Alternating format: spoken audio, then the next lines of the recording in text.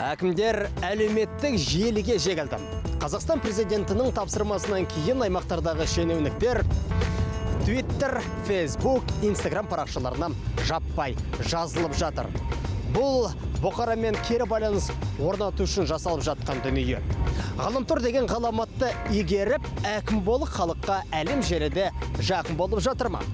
Бұл сұрақтың жауабын іздеп біз Ақмола облысындағы Целиноград ауданының басшысымен кездестік. Оның әлеуметтік желідегі белсенділігін тексердік. Мен Жасын Біркенов, кеттік.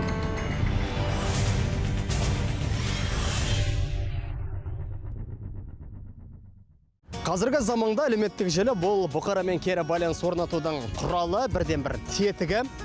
Сондықтан болар Қазақстан президенті әкім қараларға, өзге де шенеуніктерге әлеуметтік желіде белсенді болуын талап етті. Біз қазір Целиноград ауданының әкімдігіне келдік, аудан басшысымен кездесейік, тексерейік, әлем желіде қаншалықты белсенді екен. Әкімнің халыққа қаншалықты жақын екен білу үшін келіп едік, бірақ аудан басшысына қол жеткізілмей жатырмыз. Саламатсыз, аудан басшысына қол жеткізілмей жатырмыз. Не жөнінде? Қай сұрақ? Қазір президент тапсырма қойды ғой, әлеуметтік желіде белсенді болу керек, Twitter парақшасын ашу керек, анамына деген сияқты сол мәселелер бойынша тексеру үшін келіп едік. Енді ең болмаған халыққа жақын бұл қалай да жақын болады? Әлеуметтік біз аштық қой. Енді сонымен сөйлесейін да әкімнің өзін көрейін, тексерейін. Тексеру үшін келдім. Әкімнен ба? Әрине. Қазір мен әкіммен сөйлесейін. Әкім әзірге жиналыс өткізбекші екен, сондықтан күте тұрыңыздар деп, міне қазір асханадағы VIP бөлмесіне келіп отырғызып қойды. Жарайды, күтейік. Міне қараңыз, әкімдік өз есебінен әзірге әкімді күткенше дейін шай әкеп тұр бізге.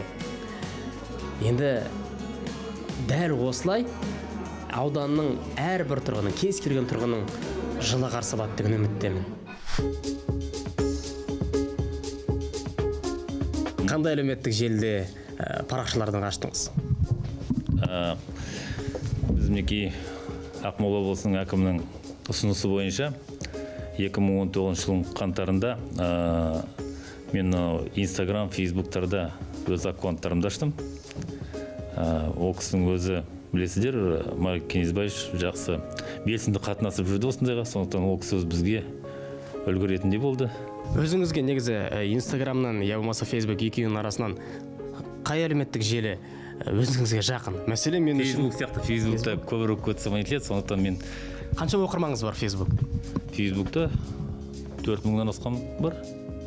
Сіз оны жақында аштыңыз ба, бұрыннан бар ма еді? Жоқ, енді бар да аштым ғой мен. Содан бері 4000 оқырман жинап қойдыңыз? Достарымыз бәрі соған сразу кіреді ғой. Инстаграмда қанша оқырманыңыз бар? Инстаграмда 1000-ға жақын. Ол да міне небәрі 2-3 айдың ішінде, е? 2 айдың ішінде. Жүрмей қалды ғой.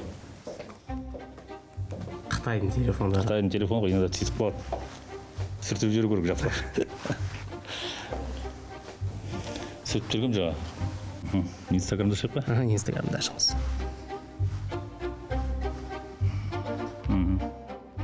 Кішкене бұл нәзіктікті ұнатады да, сенсорлы телефонда. Да. Қаншама мына жерде жазба қалдырғансыз? Көбі бар, бірақ енді жаңа айтқандай жазыла береді. Алғашқы жазбаның күні 4 ақпан. 4 ақпан күні бұл сіз не туралы? Бұл не бергім? Кездесу бойынша халықтың кездесу туралы. Есеп? Да, есеп береді. Сіздің ауданға қарасты мына жақтағы Шалқар деген ауылға барып кет. Мынау не?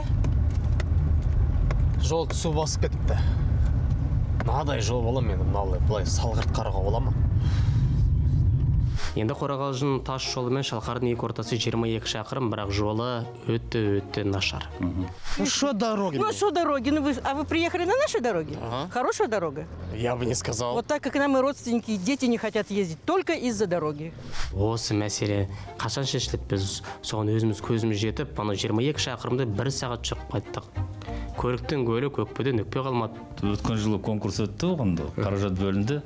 Сондықтан осы жылдан бастап жол салынады. Оған 1 миллиард 300 миллион теңге бөлінген. мынау жолдың несі ұзындығы 78 шақырым. Бұл жол Оразақ, жаңағы Оразақ Қорғалжын трассасымен анау нені қосады, Астана Нұра деген Қарағанды облысы. Қосшы жақтан келетін. Қосшы жақтан келетін, сол екі жолды қосады.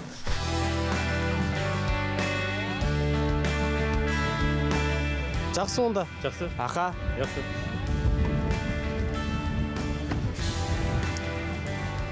Қазір Целиноград ауданының әкімі Қосшы Тайтөбе ауылдарына кетті. Халықпен кездесейін, о жердегі мәселенің кілтін табайын, шешімін табайын деген сияқты сәттілік тілерік.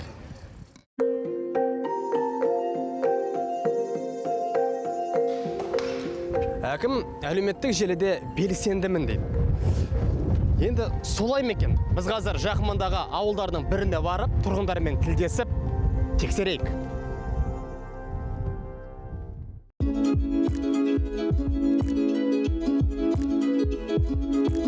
Не надо, түсірме.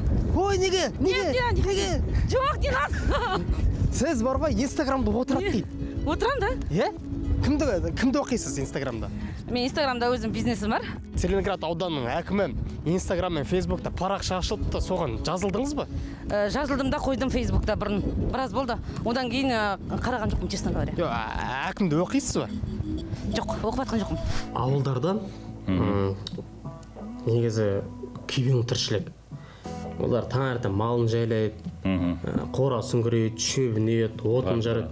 Таңертең 6-тан тұрып, күн батқанша дейін бір өзінің үйдегі шаруаларымен қауырт болып жатады. Сонда оларға осы интернет әлеуметтік желі керек пе негізі? Керек. Инстаграм мен Фейсбукта отырасыз ба? Жоқ, қайдағы. Отырмаймын ғой, не балалар отырады, мен отырмаймын. Ауыл не екен білесіз, Енді білмегенде. Қайдан білесіз? Ауылды, осы ауыл өзімізді ауылда тұрып атқан жоқпыз ба? Фейсбук пен Инстаграмда аудан әкімі отыр дейді. Естідіңіз ба? Аха, жаңалықтан естігем. Не деп естідіңіз? Не деп естідіңіз? Сол әкімдер отырып не деді? Сұрақтарыңыз болса қойыңыздар деп айтып отқан кеше. Балаларыңыз қоя ма екен, жаза ма екен? Білмедім. Жазатын шығармын. Аудан әкімі Фейсбук пен Инстаграмда парақша ашты дейді, халықпен жақын болу үшін. Естідіңіз бе? Нет. Оразақ ауылының жолдары міне. Ертең жаңбыр жауса, бұл жерде жүру мүмкін болмайды. Қараңыздаршы. Ең жақсы жол сол ма? Жол жоқ па не? Ну, не жол емес па. Жаңбыр жаусашы. Ну, не істейміз енді. Жаңбыр болған күндері қиын жүру. Жүрудің өзі қиын болды. Иә да енді ана батпақпен лаймен жүріп көріңдерсе өздеріңде. Сазды жерлерінен қалай бар. Балдар құлап сүрініп бар. Бұл жерлер қайта шамалы жақсы мына жерлер. Ана жаңа ауыл жақтарға барсаңдар, орта көшелерге барыңдар, адамдар қалай болып жатқанын айтады. Бұл ауыл орталығы Оразақтың ең жақсы деген жолдары міне осы жерде. Бұдан басқа жерде тас жол төселмеген.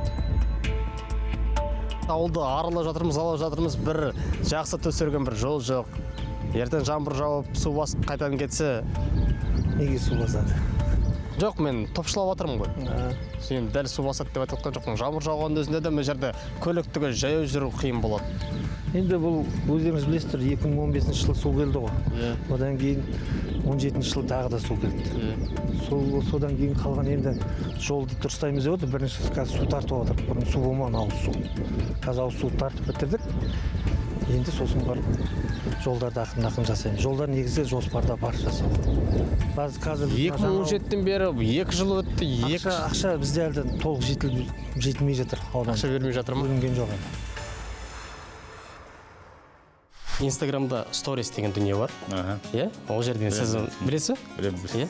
Ол стористе күнделікті болып жатқан дүниені, мәселен, Жастар үйретті ғой. иә? Көрсетеді. Заман талабына, заман көшіне ілесу керек қой сіздерге де, иә? Онда былай істейік. Мен видеоға түсірейін. Сторис үшін. Енді әлеуметтік желідегі белсенділігіңіз туралы айтып кетсеңіз, басқа өзге әріптестеріңізге қандай сөз айта аласыз, өсиет айта аласыз? Осы Инстаграм, Фейсбукты ашыңыздар, тығыз халықпен байланысу керек деп. Онда басқа да өзге де әкім қараларға айтарымыз. Әріптестерім айтатынды. Инстаграм, Фейсбукта аккаунттарыңызды ашыңыздар, суреттеріңізді салыңыздар, халықпен тығыз байланысу керек. Әкім бол, Жақын бол. халыққа әлеуметтік желіде жақын бол. Дұрыс, жақын бол деген сияқты.